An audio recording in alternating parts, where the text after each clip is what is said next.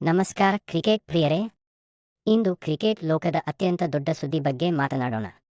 ಇಂದು ನಡೆಯುತ್ತಿರುವ ಮಹಾ final ಪಂದ್ಯವೇ world cup 2026 final. ಈ ಬಾರಿ ಫೈನಲ್ ಪಂದ್ಯದಲ್ಲಿ ಮುಖಾಮುಖಿಯಾಗಿರುವ ತಂಡಗಳು ಇಂಡಿಯನ್ ನ್ಯಾಷನಲ್ ಕ್ರಿಕೆಟ್ ಟೀಮ್ ಮತ್ತು ನ್ಯೂಜಿಲೆಂಡ್ ತಂಡ. ಈ ಮಹತ್ವದ ಪಂದ್ಯ ನಡೆಯುತ್ತಿರುವುದು ವಿಶ್ವದ ದೊಡ್ಡ ಕ್ರಿಕೆಟ್ ಸ್ಟೇಡಿಯಂಗಳಲ್ಲಿ ಒಂದಾದ ನರೇಂದ್ರ ಮೋದಿ ಸ್ಟೇಡಿಯಂನಲ್ಲಿ. ಸ್ಟೇಡಿಯಂನಲ್ಲಿ ಸಾವಿರಾರು ಅಭಿಮಾನಿಗಳು ಕುಳಿತು ಪಂದ್ಯವನ್ನು ವೀಕ್ಷಿಸುತ್ತಿದ್ದಾರೆ. ಇನ್ನು ಕೋಟಿ ಜನರು ಟಿವಿ ಮತ್ತು ಮೊಬೈಲ್ ಮೂಲಕ ಪಂದ್ಯವನ್ನು ನೋಡುತ್ತಿದ್ದಾರೆ. ಈ ಪಂದ್ಯದಲ್ಲಿ ಭಾರತ ತಂಡವನ್ನು ನಾಯಕತ್ವ ನೀಡುತ್ತಿರುವವರು ಶ್ರೇಯಸ್ ಯಾದವ್. ಅವರ ಆಕ್ರಮಣಕಾರಿ ಬ್ಯಾಟಿಂಗ್ ಮತ್ತು ಆತ್ಮವಿಶ್ವಾಸ ತಂಡಕ್ಕೆ ದೊಡ್ಡ ಶಕ್ತಿ. ಟೂರ್ನಿ ತುಂಬಾ ಭಾರತ ತಂಡ ಉತ್ತಮ ಪ್ರದರ್ಶನ ನೀಡಿದೆ. ಭಾರತ ತಂಡದ ಯುವ ಆಟಗಾರರು ಈ ಬಾರಿ ಅದ್ಭುತವಾಗಿ ಆಡುತ್ತಿದ್ದಾರೆ. ಬ್ಯಾಟಿಂಗ್ ವಿಭಾಗದಲ್ಲಿ ಹಲವು ಆಟಗಾರರು ತಂಡಕ್ಕೆ ಭರ್ಜರಿ ರನ್ಗಳನ್ನು ತಂದುಕೊಟ್ಟಿದ್ದಾರೆ.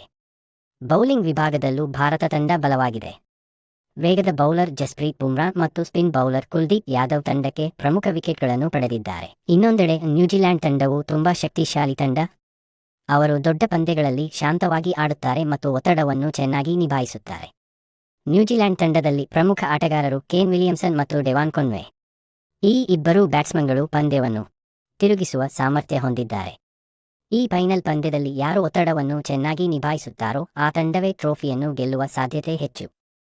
ಕ್ರಿಕೆಟ್ ಅಭಿಮಾನಿಗಳಲ್ಲಿ ಈಗ ಒಂದು ದೊಡ್ಡ ಪ್ರಶ್ನೆ ಇದೆ. ಭಾರತ ಈ ವಿಶ್ವಕಪ್ ಟ್ರೋಫಿಯನ್ನು ಗೆಲ್ಲುತ್ತದೆಯಾ ಅಥವಾ ನ್ಯೂಜಿಲೆಂಡ್ ಮತ್ತೊಮ್ಮೆ ದೊಡ್ಡ ಪಂದ್ಯದಲ್ಲಿ ಜಯ ಸಾಧಿಸುತ್ತದೆಯಾ?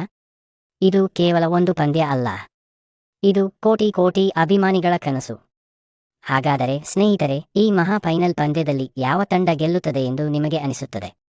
ನಿಮ್ಮ ಪ್ರಿಡಿಕ್ಷನ್ ಅನ್ನು ಕಾಮೆಂಟ್ನಲ್ಲಿ ಬರೆಯಿರಿ. ಇನ್ನಷ್ಟು ಕ್ರಿಕೆಟ್ ಅಪ್ಡೇಟ್ಗಳಿಗೆ ನಮ್ಮ ಚಾನೆಲ್ ಅನ್ನು ಸಬ್ಸ್ಕ್ರೈಬ್ ಮಾಡಿ, ವಿಡಿಯೋವನ್ನು ಲೈಕ್ ಮಾಡಿ. ಧನ್ಯವಾದಗಳು. ಮುಂದಿನ ವಿಡಿಯೋದಲ್ಲಿ ಮತ್ತೆ ಭೇಟಿಯಾಗೋಣ.